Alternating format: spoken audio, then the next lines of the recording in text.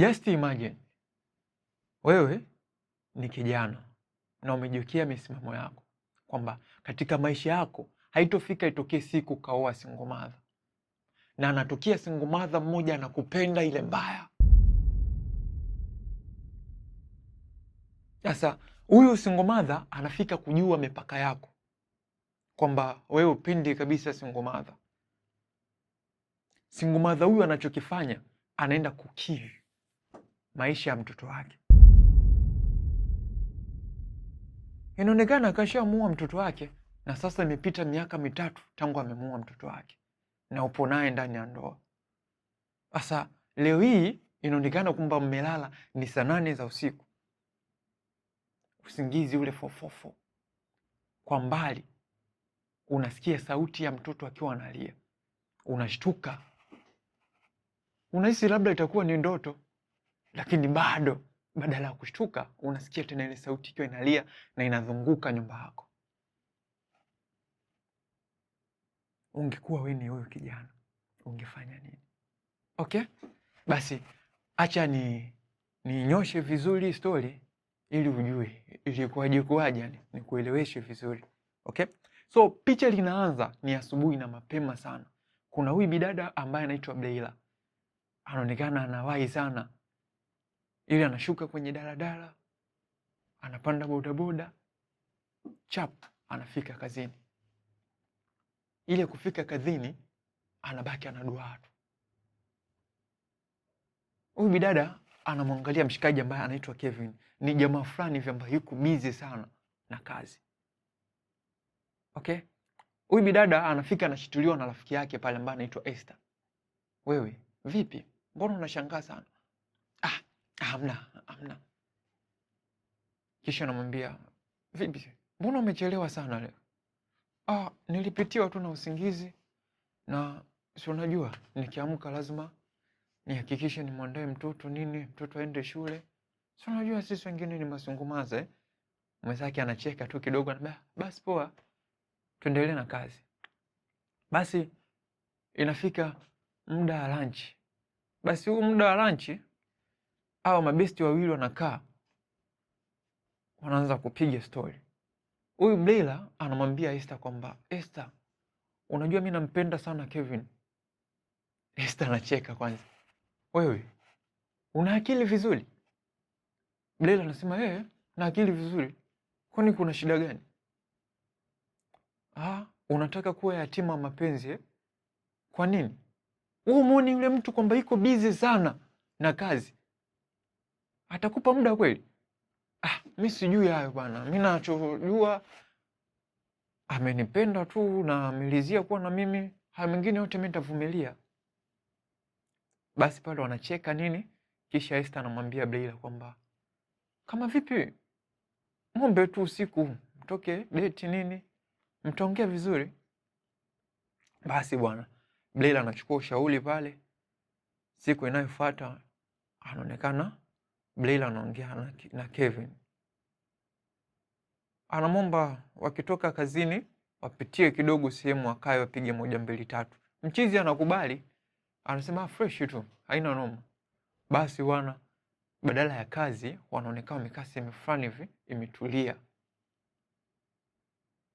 Kisha bidada anaanza kumuuliza maswali Kevin, samahani kama nitakuwa nimekosea, lakini kuna kitu nataka nikuulize. Kevin anamwambia uliza tu, usijali. Hivi ni mwanamke wa aina gani ambao unatamani kumwoa? Kevin anacheka kidogo kisha anasema kwamba mimi napenda sana mwanamke mcha Mungu, lakini kitu ambacho sipendi mwanamke single mother. Yaani single mother na mimi tofauti kabisa. Blaila anashtuka. Kevin anauliza, vipi? Mbona kama umeshtuka hivi? Bidada anasema hamna. Huko anatetemeka pale. Kevin basi sawa. Naona muda wenyewe umetutupa hapa, tunaweza tukaondoka. Sawa. Tuondoke tu. Basi pale wanaonekana wanatoka, wanaingia kwenye gari ya Kevin, wanasepa zao. Sasa hapa anaonekana Esther, eti Esther, I'm sorry kidogo. Anaonekana Bella ndo kafika sasa nyumbani kwake. Ila anafungua tu mlango, anashika kichwa. Jamani, hivi mimi na kasoro gani? Eti mimi sipendi kabisa sunguma. Asa sungumaza tuna nini? Nani unanivuruga? Lakini hakuna kitakachoshindikana. Kevin, nitakupata tu. Kwa namna yoyote, mimi ni mkeo. Anasikika hayo maneno akizungumza bibi dada Bella. Kisha anatoa simu na kumpigia shoga yake. Hello Esther. Niambie shogangu. Nilitoka deti na Kevin kama ulivyosema, lakini Kevin nikasema yeye singomaza sio vitu vyake. Basi shogangu, sio riziki yako, wanaume wako wengi tu. Unasema nini? Kisha bidada anaonekana anasonya na kukata simu. Anaongea nini huyu mpuzi? Mimi nitajua tu nini cha kufanya. Kwani anajua kwamba mimi na mtoto? Hajui. Huyu mdada mapenzi anampeleka pabaya, si mnaona? Okay. Basi inaonekana ni majira fulani hivi ya night. Hiyo ni siku ya pili sasa. Huyu bidada anaonekana amekaa sebleni yeye na mtoto wake mdogo mdogo hivi. Basi wakati amekaa pale sebleni, dogo anakula, anamwangalia mamake. Mama anaonekana na mawazo sana. Huyu dogo anamuuliza mamake, mama, vipi? Mbona unaonekana na mawazo sana? Hamna mwanangu, niko sawa tu. Mama, uko sawa kweli? Nimesema niko sawa bwana. Mama huyu anasikika akiongea kwa hasira mno, kisha anajishtukia mwenyewe. Hebu endelea kula huko. Dogo anaendelea kula. Sasa wakati dogo anaendelea kula, mama kuna namna kama machozi anataka kumtoka hivi, ila anajikaza. Anasikika dogo akisema kwamba, mama, nihisi kama tumbo linaniuma hivi, mimi naenda kupumzika. Mama anamwambia sawa, nenda akapumzike. Dogo anatoka pale, anafungua mlango wa chumbani kwake, anaingia chumbani. Sasa wakati anaingia chumbani, tumbo ndo linazidi kuuma. Dogo anashika chini na kuanza kulia na kuita, mama, mama. Mama ni kama anasikia ile sauti, lakini kuna namna anaziba masikio huko analia. Machozi yanamtoka mno ya mama. Analia ila anapuuza sauti ya mwanae. Badala ya muda dogo zinaanza kumtoka pofu mdomoni.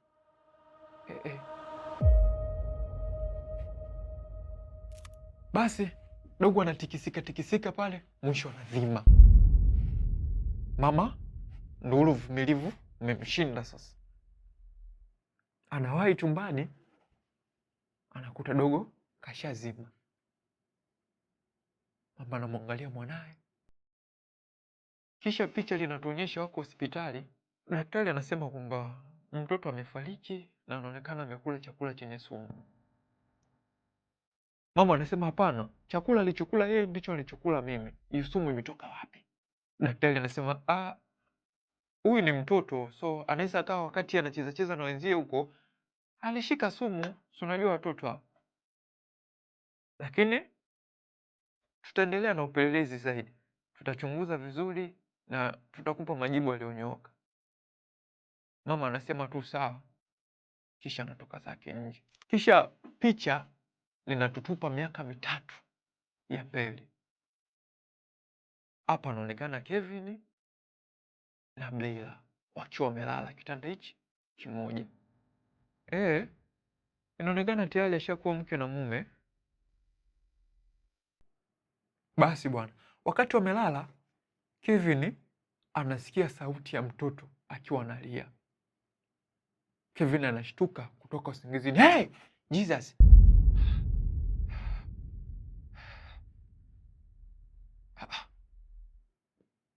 anahisi ni ndoto, anasema nakemea katika jina la Yesu Kristo. Ile anakemea, ghafla ile sauti inajirudi tena.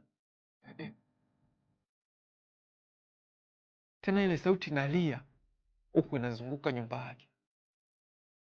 Mshikaji kuna namna anapagawa. Ishi imekaaje? Kisha Mwamba anaamka taratibu, anaenda anafungua mlango wake. Anapofungua mlango, ile sauti inaacha. Akirudisha mlango, ile sauti inalia tena. Basi huyo mchizi akajua kabisa kwamba hapa leo kazi naye. Basi taratibu akafungua mlango, akatoka mpaka sebuleni. Kufika sebuleni, ile sauti ikakata. Lakini akiangalia chini kwenye marumaru, anaona kama kuna nyayo fulani hivi zimepita pale. Afu zile nyayo zina damu. Mwamba anashtuka.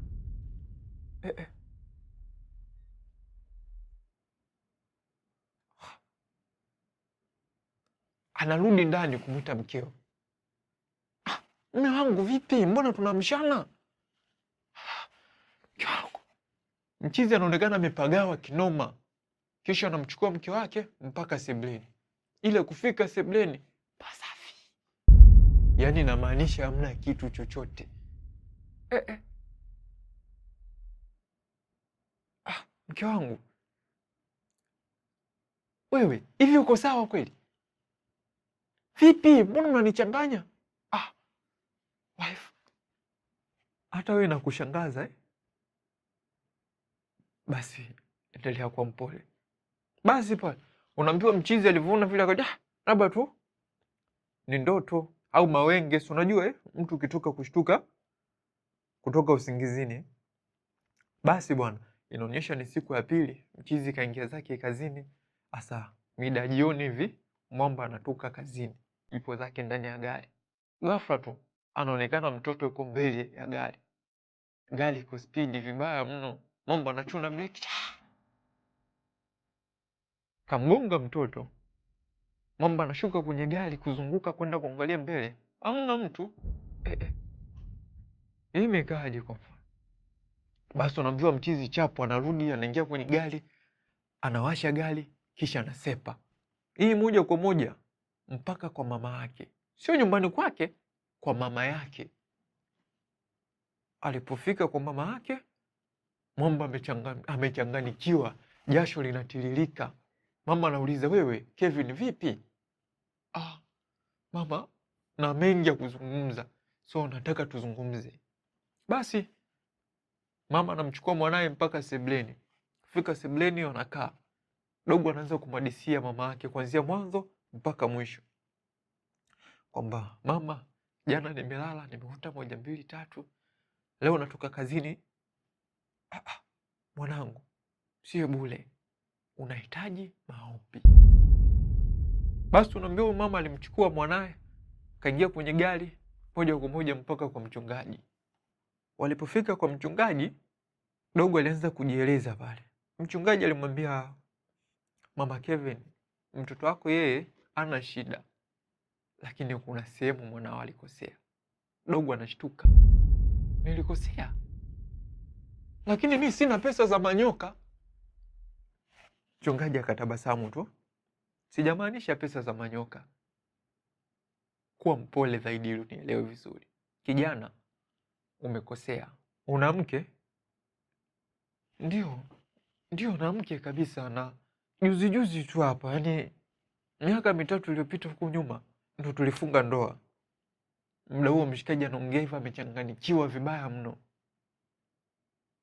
Kisha mchungaji akatabasamu na kuweka sura ya kazi. Asa huyo mwanamke wako ndio tatizo. Jamaa anashtuka. Kivipi? Kuna siku moja mke wako, kabla ya kuwa mke wako, alishawahi kukuuliza ni aina gani ya mwanamke ambao unampenda? Unakumbuka walimjibu nini?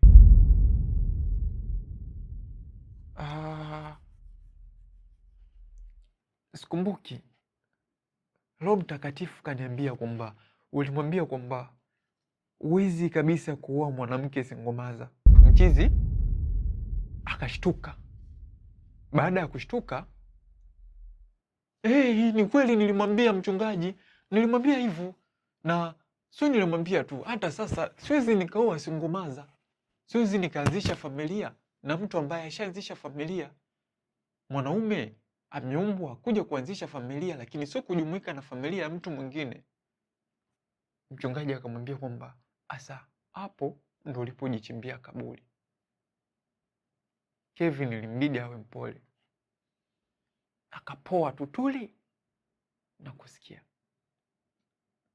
Yule mwanamke muda ule unamuuliza vile, alikuwa na mtoto tayari, na kutokana wewe ulivyomwambia ulipelekea maisha ya mtoto kupotea. Yule mwanamke alikuwa anakupenda sana, lakini jinsi vile ulivyomjibu ulisababisha yule mwanamke akamuue mtoto wake. Na hivyo sasa nafsi ya yule mtoto ndio inakuandama. Hey, Jesus. Hey, Obina. Hasa mimi mchungaji nitafanya nini? Kijana, kuwa mpole. Ilisikika sauti ya mchungaji akimwambia hivyo Kevin. Sawa mchungaji, lakini ninachokuomba tu kikubwa unisaidie, ninusurike kwenye hili. Akamwambia, Mwenyezi Mungu hawezi akakuacha kwenye hili. Lazima atakuokoa tu, lakini natumaini kuna kitu utakuwa umejifunza kupitia hili. Ndio mchungaji. Basi pale mchungaji alichokifanya, kainuka na kumshika mkono yeye pamoja na mama yake, akamwambia kwamba Mwenyezi Mungu ameandika samehe 7 mara 70. Hivyo Mwenyezi Mungu kasha kusamehe kwa sababu wewe kwake bado ni mtoto. Kwa hiyo ulijui ulitendalo. Mchungaji, sikujua kabisa nilitendalo kwa muda huo. Basi unaambiwa mchungaji pale aliinuka, alivyoinuka lete mkono. Muda huo akaingia kwenye maombi. Mchungaji alinena hadi alinena tena ise. Mchungaji alinena. Muda huo kama kuna kaupepo fulani kanapiga hivi kisha kakazima. Mchungaji akamwambia, hapa sasa uko fresh. Yaani hapa sasa mambo yako safi. Ndoa yako kidogo inaweza ikawa ina amani. Lakini ili iwe na amani zaidi, mke wako pia halitakiwa arudi tena. Jamaa akasema hapana kabisa. Siwezi kabisa kuendelea kuishi na huyu mwanamke. Nenda kumpa kabisa talaka. Mchungaji akacheka kisha akamwambia, Mwenyezi Mungu anasema samehe 7 mara 70. Kumbuka kwamba licha ya kufanya ukatili kwa mwanae, lakini yote alifanya kwa sababu anakupenda. Mchungaji akamwambia ndo maana yake. Basi bwana, natumaini kuna kitu utakuwa umejifunza. Kama kuna kitu utakuwa umejifunza, usisahau kushusha comment hapo na kusubscribe na kutani on notification ili uweze kuwa mwanafamilia. Au unasemaje? Usisahau kulike pia